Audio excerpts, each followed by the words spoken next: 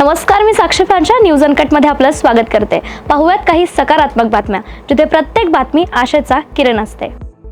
मे महिन्याचा हप्ता कधी येणार याबाबत लाडक्या बहिणींच्या मनात उत्सुकता होती, तर पुढील आठवड्यातच लाडक्या बहिणींच्या खात्यात 1500 रुपये जमा होण्याची शक्यता सरकारी सूत्रांकडून व्यक्त करण्यात आली आहे। गेल्या 2-3 महिन्यांपासून महिना अखेरला पैसे जमा केले जात असून या महिन्यात लवकर पैसे मिळतील अशी आशा लाडक्या बहिणींना आहे।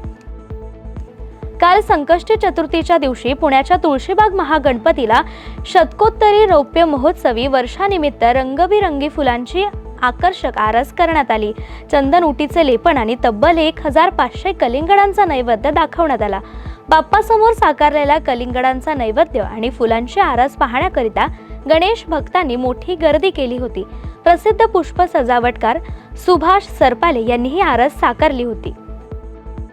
श्री स्वामी समर्थांच्या अक्कलकोट नगरीत येथील राजपुरुष श्रीमंत विजयसिंग राजे भोसले महाप्रवेशद्वार साकारण्यात आला, त्यामुळे अक्कलकोटच्या वैभवात आणखीन भर पडली आहे। शहरातील फत्तेसिंग चौकात उभारण्यात आलेल्या या प्रवेशद्वारावर कुलस्वामिनी तुळजाभवानी, श्री स्वामी समर्थ महाराज, राजमाता जिजाऊ, छत्रपती शिवाजी महाराज यांच्या प्रतिमा आहेत, तर येत्या रविवारी या प्रवेशद्वाराचं उद्घाटन होणार आहे।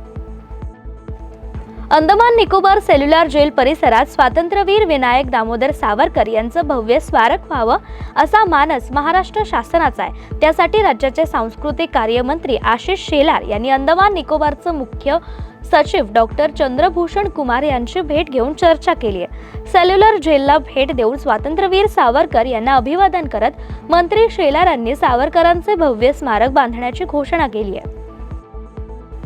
पाकिस्तान विरुद्धच्या ऑपरेशन सिंदूर पासून भारतीय संरक्षण विभागाच्या मार्केट स्टॉक्समध्ये सातत्याने वाढ होताना दिसते, तर काल डेफिशियन्सी संबंधित Cochin shipyard, guard rich ship builders आणि माझगाव डॉक यांसारख्या कंपन्यांचे शेअर्स 15% वाढलेत, तर निफ्टी इंडिया डिफेन्स इंडेक्स हा 6% वाढल्याचं पाहायला मिळालं।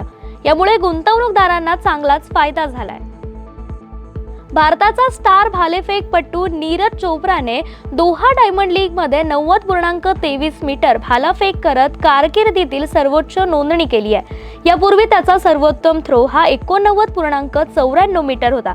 त्याने पहिल्याच प्रयत्नात 88.44 मीटरवर थ्रो केलाय, तर दुसरा थ्रो अवैध घोषित करण्यात आला होता।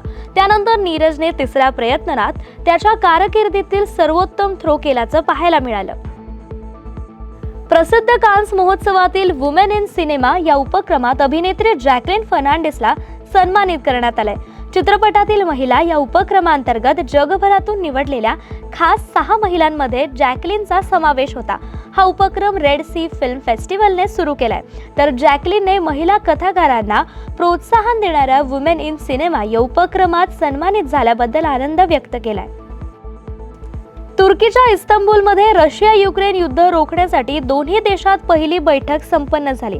बैठकीत झालेल्या चर्चेत युक्रेनियन शिष्टमंडळाचं नेतृत्व संरक्षण मंत्री रुस्तम उमरोव यांनी केलंय, तर रशियन शिष्टमंडळाचं नेतृत्व हे पुतिन यांचे सहयोगी व्लादिमीर झेलेन्स्की यांनी केलंय।